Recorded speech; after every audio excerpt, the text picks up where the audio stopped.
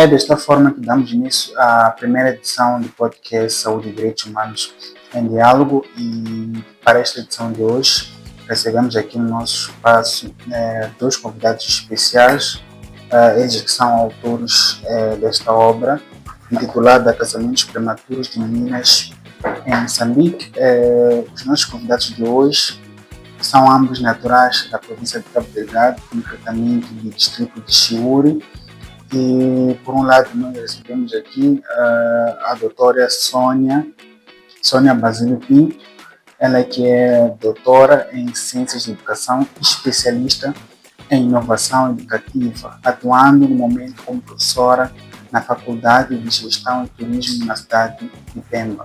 E, por outro lado, nós também recebemos aqui no nosso espaço o padre Fonseca Piriri, ele que possui uma longa trajetória voltada para a ética e filosofia política, sendo doutorando nessas duas áreas. Além disso, o padre Fonseca é também autor e pesquisador da cultura mapua e do processo de paz em Moçambique, publicando diversas obras que versam e analisam questões antropológicas, sobretudo questões sociais. Portanto, é com essas duas figuras que nós vamos aqui conversar no nosso espaço. Vou dar aqui 30 segundos mesmo para que cada um faça a sua apresentação e fale um pouco das suas expectativas para a nossa breve conversa. Saudações, que bom estarmos aqui. A vocês que poderão presenciar, poderão assistir, poderão escutar este programa bastante rico. O conteúdo provocado aqui, a relação aos casamentos prematuros, temos expectativa que isso contribua para o combate. O objetivo mesmo é combatermos, nos unirmos, estarmos, digamos, na mesma trilha de ação. Muito boa tarde a todos, boa tarde Dixon. Obrigada pelo convite de poder falar em torno desta obra singela dos casamentos prematuros de meninas em Moçambique. Eu sou a Sônia Pinto e sou autora desta obra. Como pontapé de partida para a nossa conversa, a nossa discussão em torno dos casamentos prematuros de meninas em Moçambique, gostava de ouvir primeiramente da doutora Sônia, não é? Porque a ideia de abordar esta questão partiu mesmo da sua tese de doutoramento. Qual foi, neste caso, a motivação que lhe inspirou a abordar concretamente esta questão dos casamentos prematuros, sobretudo na região norte de Moçambique? Bom, a motivação que me leva a escrever este livro assenta-se no fato de eu ter crescido em zonas rurais, onde testemunhei muitas amigas, muitas colegas de escola a serem forçadas a entrarem neste tipo de prática, que todos nós sabemos, sob o ponto de vista jurídico, esta prática é um crime. E muitas caíram ou foram submetidas nesta criminalidade. O entendimento sobre o casamento prematuro em Moçambique, principalmente no contexto menos urbano, é que esta prática é cultural e tradicionalmente aceita. As comunidades, apesar de existir um grande avanço da modernidade, um grande avanço em termos de acesso de conhecimentos, mas o que nós notamos lá no terreno é que as comunidades têm até agora aquela crença de que quando a menina, por exemplo, sai dos ritos, ela pode casar, pode ser submetido a casamentos por homens mais velhos e por aí em diante. E este é o entendimento de Moçambique. O casamento é algo é algo normal, é algo aceito pelas comunidades. E é muito difícil, por exemplo, combater lá nas zonas rurais, combater a própria comunidade não denuncia. A pergunta que se coloca é como é que eu vou denunciar uma coisa que me identifica, uma coisa que é minha cultura, ou a minha crença, por que eu vou querer denunciar isso? Parece que a cultura está a sobrepor-se à lei, o que não deveria ser. Né? O que não deveria ser. Bem, a questão a seguir é relacionada à terminologia que usam no título da obra, sobretudo na obra na sua íntegra, que é são os casamentos prematuros. É sabido por muitos que criança, por si só, menor de idade, não pode casar e, porventura, não consente. O que tem a dizer a respeito do uso dessa terminologia casamentos prematuros em detrimento de uniões prematuras que muitos autores defendem?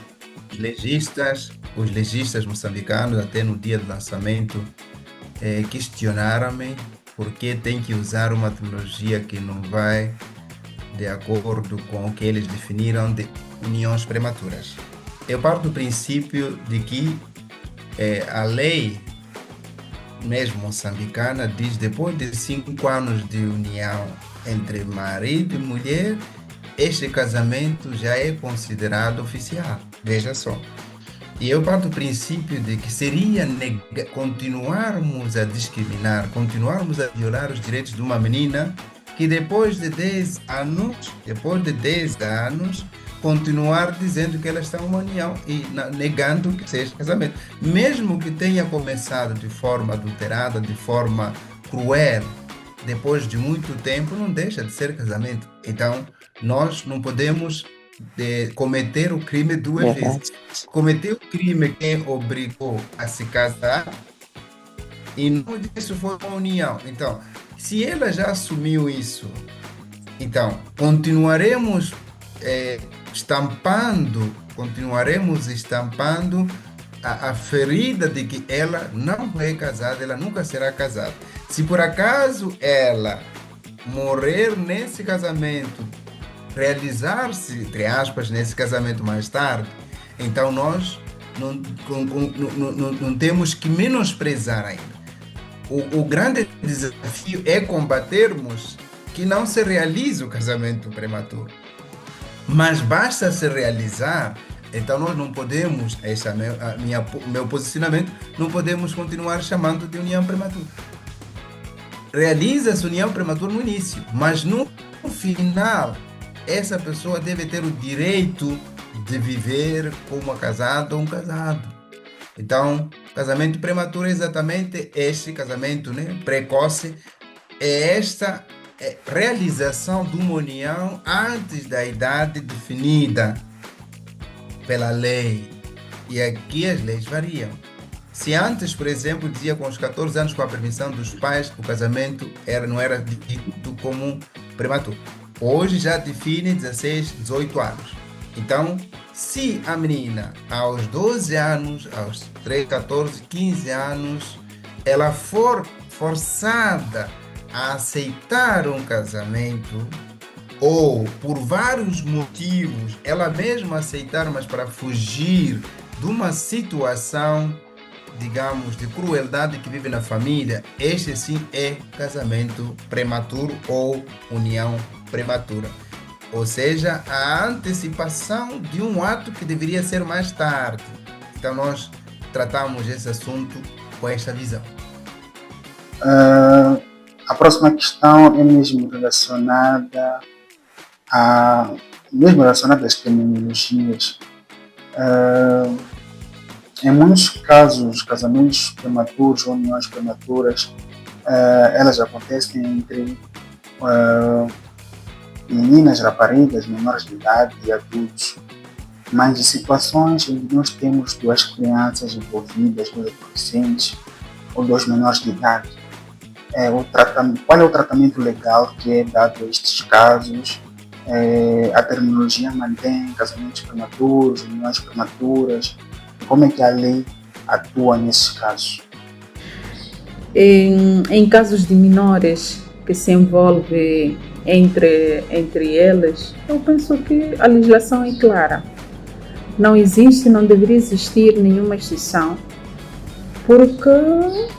até porque o casamento antes dos 18 anos, o próprio Estado não reconhece. Não reconhece. É só olharmos e voltarmos a ler o documento que previne e combate o casamento prematuro, a Lei 22/2019, ela é clara. Né? O Estado moçambicano só aceita, né, contrair o casamento pessoas, né, maiores de 18 anos. Deixando um pouco de lado também a questão das terminologias e falando um pouco a respeito da questão dos fatores, gostava de ouvir dos convidados quais são os principais fatores que contribuem para a persistência dos casamentos prematuros em Moçambique, apesar dos avanços legais e sociais já registrados até então. Primeiramente, gostava de ouvir a opinião do Padre Fonseca e o que a doutora Sônia tem a dizer a respeito disso. O fator principal aqui que é a educação, a questão da formação a nível de sexualidade, a nível de toda a caminhada humana, da formação humana.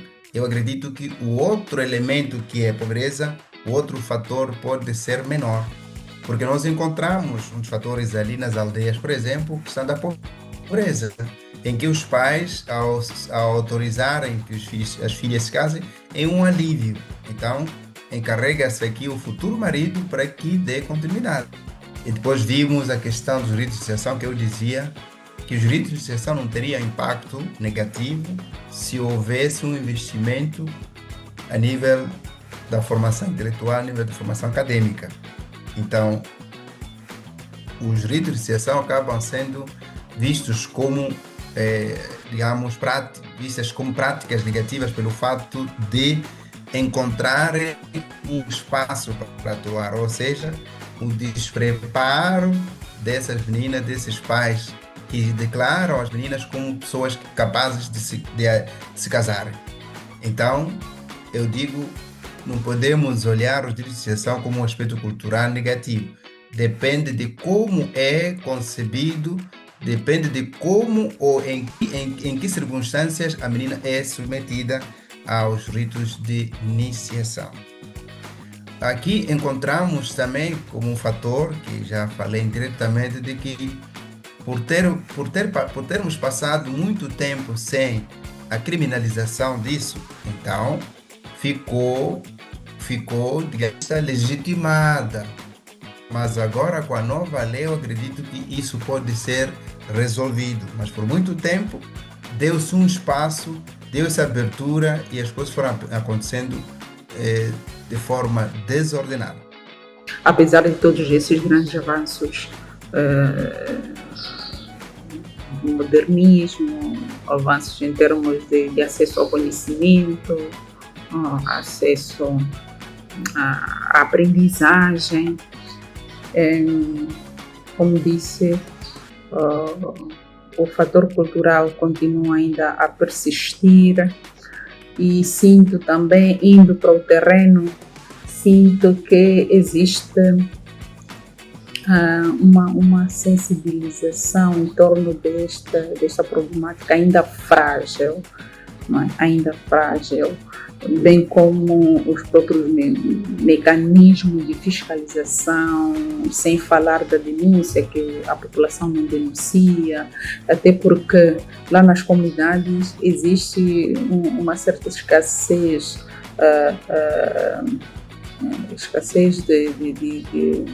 de alguns serviços que deveriam realmente trabalhar com a comunidade. Estamos a falar de postos policiais, estamos a falar de gabinetes jurídicos, de serviços sociais mais próximos. Não existem. não existe. E isso dificulta de uma forma grave para todas essas questões da sensibilização e da denúncia. Há pouco tempo, concretamente em 2019, foi aprovada a Lei número 22/2019, da Lei da Família, que trouxe mudanças significativas no tratamento jurídico dos casamentos prematuros. Quais são, no vosso entender, as barreiras existentes entre o sistema jurídico e as normas tradicionais no combate a este fenômeno? Se por um lado nós temos normas jurídicas que regem, regulam todo o sistema judiciário de Moçambique, por outro lado nós também temos normas costumeiras, aquelas normas enraizadas na tradição, que de alguma forma entram em choque com as normas jurídicas, ou se complementam em algumas circunstâncias. Mas no que concerne aos casamentos prematuros, muitas vezes elas se entram em divergências. Então, neste caso, onde nós temos, por um lado, um sistema jurídico funcional, e por outro lado, nós temos normas costumeiras que, de alguma forma, legitimam a questão dos casamentos prematuros, gostava de ouvir, primeiramente, do Padre Fonseca, quais seriam, neste caso, as implicações ou as barreiras existentes entre essas duas normas e como as mesmas podem coexistir dentro do mesmo espaço. Qualquer ator social, tradicional, cultural, está em um determinado país, esse é Moçambique. Toda lei, ela é acima de todos. Ou seja, não há nenhuma prática que venha sobrepor isso. Não há nenhuma convivência, não há nenhuma forma de vida que venha a ser maior que a própria lei. Então, o que nós temos que entender é, se a lei for contra a vida, então essa lei não serve. Então, se a prática dos casamentos prematuros já foi considerada que trata-se de um crime, então que esses que se envolverem sejam punidos. Esta é a compreensão explícita do assunto. Agora, se lá no final da aldeia, lá no cantinho, existe um pequeno grupo que ainda não soube disso, então, é aí a necessidade de educação cívica sobre o elemento. Porque é possível que diga, eu não soube, não sabia que isso é crime, porque desde que me criei, tenho visto, e minhas crianças, minhas filhas têm se casado com essa idade. Então há necessidade, sim, de se sensibilizar, de se fazer uma educação cívica para que todo moçambicano, toda moçambicana saiba que casamento prematuro, união prematura é um crime. Então, eu entendo e é isso sobre a sua colocação. Bem, doutora Sônia, vejo que tem muita experiência em pesquisas realizadas no âmbito dos casamentos prematuros, sobretudo na região nortenha do país. Gostava de ouvir de si, fazendo uma comparação, uma radiografia do período anterior e posterior à aprovação desta lei número 22/2019, observa ou sente que houve uma redução efetiva, houve um progresso de reduções no número de casos de casamentos prematuros em Moçambique? Embora hajam esses grandes avanços, como dissemos, por exemplo, já participei de muitos eventos de comunidades civis engajados realmente na prevenção, na denúncia dessas práticas, até ações são levadas a cabo, não é, para a mitigação, mas ainda, apesar de todos esses esforços, notamos que ainda não há assim, grandes avanços em termos de minimização desta problemática. Não existem evidências claras e convincentes, por exemplo, que os casos de casamentos prematuros estão a baixar. É só olharmos nas nossas ruas, assistir a televisão e vermos o número de meninas que engravidam antes dos 15 anos, vermos o número de raparigas que casam antes dos 17 anos, 16 anos. Então, precisamos ainda continuar a trabalhar e a combater para que os casamentos prematuros não existam em Moçambique. Quanto ao Padre Fonseca, é sabido que a religião ou as igrejas é uma instituição social que tem um papel fundamental também na educação e sensibilização das comunidades para atos de prevenção dos casamentos prematuros. Gostava de partilhasse aqui conosco algumas experiências ou alguns trabalhos que têm sido feitos a nível da sua paróquia, na paróquia que preside, para que se combata os atos e se previna os casamentos prematuros, concretamente naquelas comunidades. O que contribui não é necessariamente aqui a própria lei por ter demorado a estar em vigor ou não.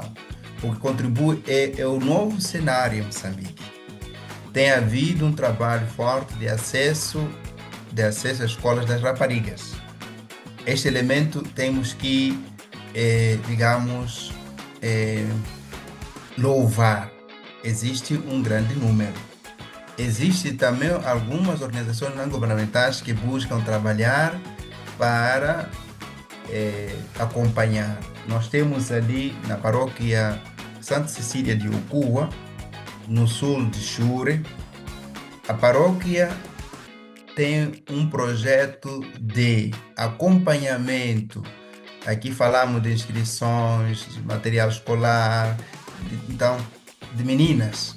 Então, esse tipo de atividade que aqui estou dando como exemplo vai contribuir para que não haja casamentos prematuros. Mas o que nós observamos, ainda existe fraca divulgação dessa lei. Então, aqui não há como fazermos uma comparação relativa ao uso, à aplicação da lei. Temos que usar outros elementos que contribuíram para que hoje comece a diminuir o número de casamentos prematuros. Passemos a abordar outro tópico que está relacionado às consequências do casamento prematuro. Gostava de ouvir de vós quais são, no vosso entender, as consequências físicas, psicológicas e, sobretudo, emocionais que os casamentos prematuros podem trazer para a saúde das raparigas em Moçambique. O primeiro ponto que trago aqui é morte, quer de meninas, quer de suas crianças. Ou seja, para ser mãe, um elemento. Muitas morrem em serviços de parto, muitas morrem de anemia porque não têm condições. As crianças que nascem são tão maturas também, é cheio. E depois temos as consequências que são da pobreza. O país continua pobre porque essas meninas que deveriam ser preparadas estão lá, todas elas condenadas a ser mães, esposas, muito cedo. E aí não têm condições de acompanhar seus filhos, então a pobreza continua. E também o empobrecimento intelectual, porque afinal o país continua com um elevado número de analfabetos. O analfabetismo cresce pelo fato de termos aqui pessoas que poderiam se ocupar para estudar e não conseguem. Então, também a questão nega-se aqui as oportunidades. Então, acabamos vendo homens, né, jovens, todos eles, com oportunidades de trabalho, de estudar, enquanto as mulheres continuam ainda sendo subestimadas. Então, esses são os cenários numa primeira fase que nós constatamos. Quanto à doutora Sônia, vejo que o foco central, um dos pilares desta pesquisa, é a questão dos impactos ou consequências do casamento prematuro para a escolarização desta rapariga. gostava que mencionasse aqui alguns impactos, algumas consequências que podem advir do casamento prematuro, principalmente para a escolarização da rapariga. As consequências dos casamentos prematuros para a escolarização da rapariga são vastas. Uma das consequências é aquela: as meninas, quando são submetidas a essa prática, automaticamente abandonam a escola.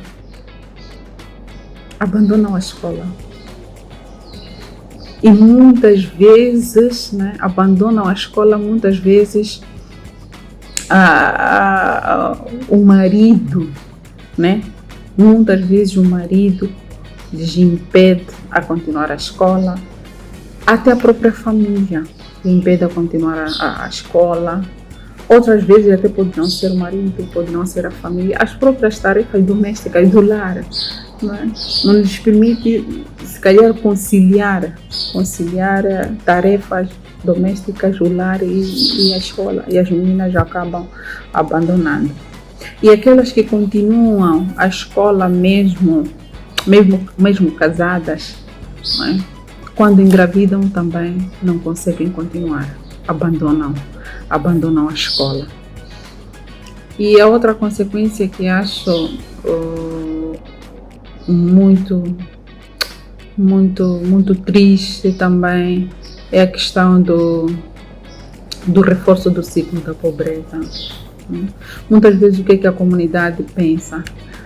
A comunidade, por exemplo, quando são aquelas famílias pobres, muito pobres, com muitos filhos, eles pensam que, olha, para diminuirmos o agregado familiar, então vamos casar a nossa menina, assim teremos menos boca para alimentar, sem saber que o ciclo de pobreza vai aumentar, porque esta menina vai ter um futuro comprometido, a desigualdade de género vai ficar reforçada, vai interromper a escola, e sabemos que a escola é o único mecanismo para nos levantar enquanto pessoas, como profissionais. Então, o casamento prematuro compromete gravemente todo o processo de escolarização da rapariga, assim no contexto geral. Já estamos a passos largos para o fim da nossa conversa e, em jeito de última questão, gostávamos de perceber, ao analisarmos ou considerarmos o contexto rural de Moçambique, contexto sobretudo das regiões da região norte de Moçambique, marcado pela pobreza, desigualdades sociais, falta de informação. Como é que as raparigas, os pais encarregados de educação, a comunidade em geral, as organizações podem prevenir ou resistir a essas práticas de casamentos prematuros, no vosso entender? Para combater os casamentos prematuros, primeiro, não é uma tarefa fácil. Como disse, as nossas comunidades estão tão enraizadas com a cultura que fica realmente complicado poder desprender essa forma de pensar. Então, para combater, eu penso que devíamos fazer ou trabalhar de uma forma integrada. Existem instituições que, por natureza, não poderiam trabalhar de forma isolada. Para falar dos postos policiais, por exemplo, das escolas, dos gabinetes jurídicos, dos centros sociais, a comunidade, deveriam trabalhar em conjunto. Porque eu acredito que esforços integrados fazem mais maravilhas do que você trabalhar sozinho, de forma isolada. Então, as instituições deviam unir esses esforços, cada um a sua área, cada um com seu conhecimento, para poder combatermos de uma forma eficaz este fenômeno. Padre Fonseca, tem alguma coisa a acrescentar em relação a isso? O primeiro elemento, já falei antes, é a educação cívica, para que as pessoas saibam que o tema de uniões prematuras, o tema de casamentos prematuros hoje já é considerado crime. Temos uma lei que proíbe mesmo. Depois, um investimento na educação da rapariga, um investimento integral.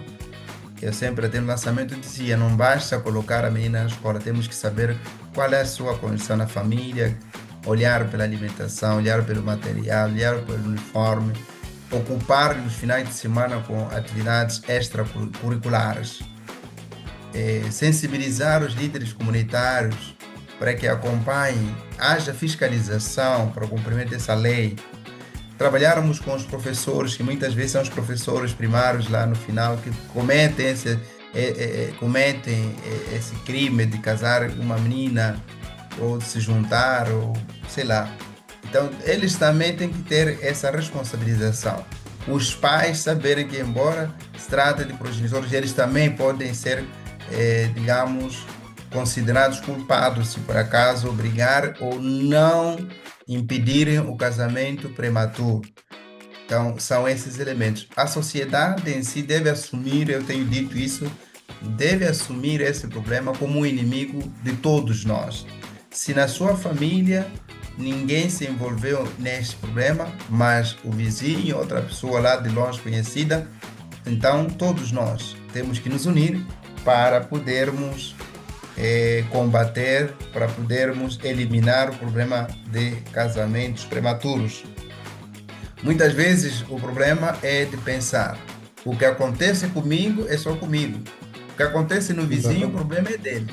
Então nós temos que ter consciência de que enquanto o problema afeta um único irmão Moçambique, todos nós temos que nos unir para poder resolver aquele problema.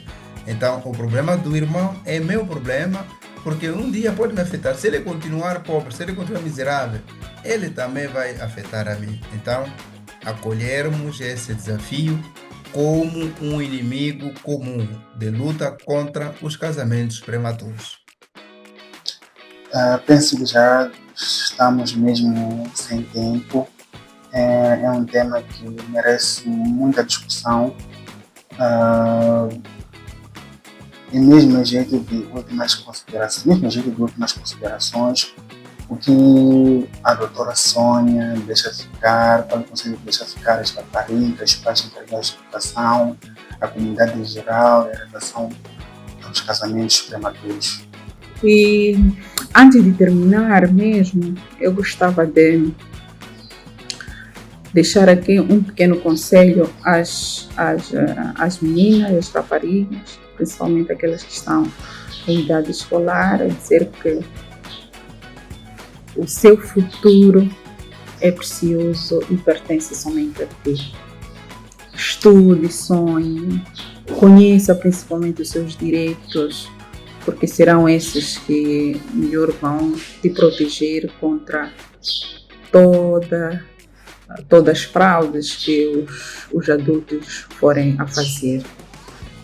E muito obrigada pela oportunidade, muito obrigada Dixon por me convidar. Como disse anteriormente, mais do que uma obra, é um grito de socorro, é um desabafo vindo do meu coração sobre tudo o que acontece com as nossas raparigas. Obrigada. E Padre Fonseca, a gente tem algumas considerações. Pode também explicar-nos onde podemos encontrar ou quem tem a necessidade de se inteirar a respeito desta obra, onde é que ela pode ser encontrada, quais são os canais oficiais. Esse material nós temos lá em Pema, em Maputo, temos alguma Forcon, o Fórum das Rádios Comunitárias que preparou o lançamento, que são parceiros de luta contra os casamentos prematuros. Temos lá os escritores na Matola, eles têm esse material. Estamos aqui desde o Brasil para podermos enviar mais cópias e tornar esse livro como um manual de consulta, porque aqui agregamos várias leis, agregamos várias reflexões, então pode ser usado como manual nas escolas para que todos saibam. Se vasculharmos a lei da família tal dá trabalho, mas o livro pode nos ajudar a estudarmos um pouco. Então temos sim disponíveis em Maputo, em Pema, se noutras províncias também quiserem, é só interagirmos. Avós que são ali, esse Centro de Estudos em Direitos Humanos, Saúde e Sociedade, podem também ser nossos parceiros para fazer chegar esse material. As organizações que queiram nos ajudar para fazer chegar esse material, esse livro, também podem colaborar conosco, porque afinal queremos que saibam que estamos aqui unidos nessa luta. Muito obrigado, até breve, Deus abençoe a todos e a todas. Você que nos assiste, assim fizemos mais um podcast Saúde e Direitos Humanos em Diálogo. Esta foi a nossa primeira edição do ano 2026 e hoje recebemos aqui 2 convidados especiais, pesquisadores, acadêmicos, com uma ampla experiência, sobretudo na região nortenha, onde a questão dos casamentos prematuros é predominante. Espero que tenhamos aprendido mais a respeito deste tema e qualquer dúvida, qualquer comentário, pode deixar ficar e faremos chegar aos canais oficiais. Até a próxima.